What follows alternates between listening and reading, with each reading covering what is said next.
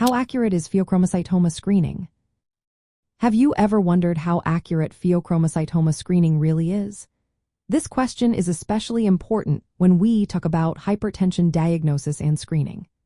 Pheochromocytoma is a rare tumor that can lead to secondary hypertension, which means it can cause high blood pressure due to excessive hormone secretion.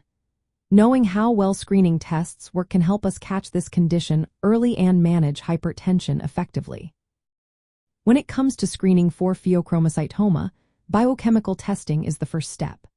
The most reliable tests measure metanephrines, which are byproducts of catecholamines.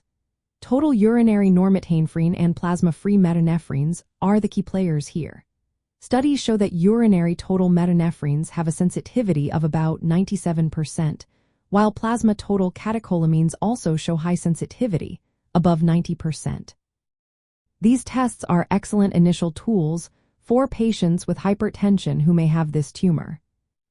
However, some tests, like urine vanillylmandelic acid, are less sensitive and not preferred.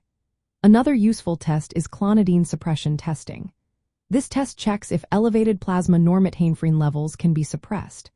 It has a sensitivity of about 88 to 94% and a specificity near 97 to 100%.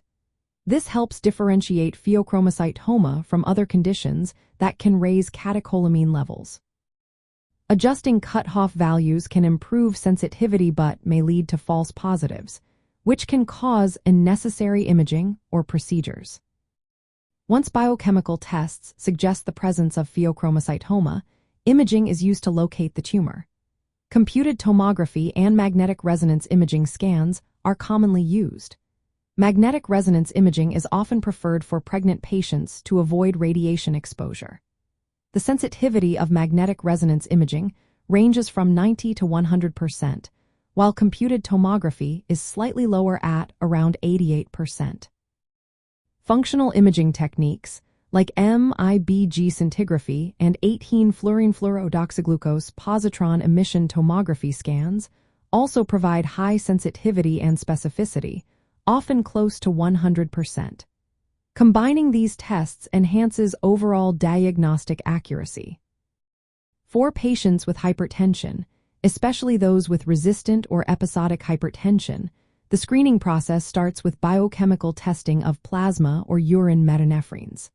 If the results are positive or unclear, confirmatory tests like clonidine suppression or repeat biochemical testing may follow. Positive biochemical tests lead to imaging to locate the tumor before any treatment. Accurate screening is vital as it helps identify pheochromocytoma, a treatable cause of hypertension.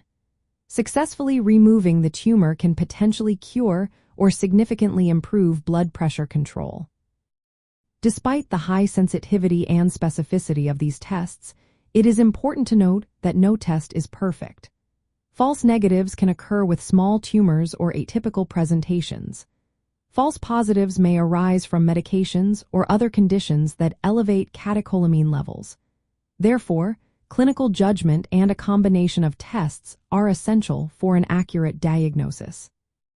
The pretest probability, based on patient history and risk factors, should guide the interpretation of screening results to avoid unnecessary procedures. In summary, pheochromocytoma screening is highly accurate when utilizing appropriate biochemical tests alongside imaging. Understanding this accuracy is important in the context of hypertension, as it helps identify this rare but significant cause of secondary hypertension, leading to targeted treatment and better patient outcomes.